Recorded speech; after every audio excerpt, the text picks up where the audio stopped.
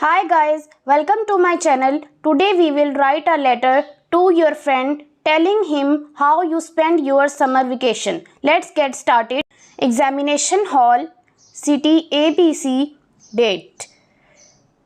Dear Ali, I received your letter yesterday.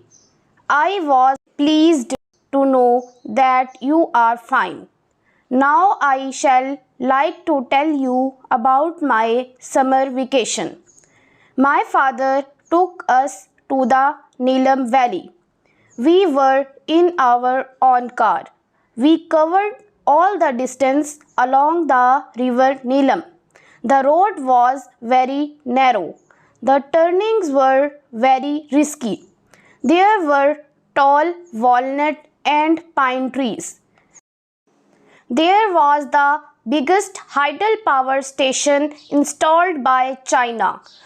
Our stay at the Neelam Valley was very enjoyable. The valley is situated at the bank of River Neelam. We took snaps, we did shopping. In this way, my vacation became very memorable. Yours sincerely, XYZ.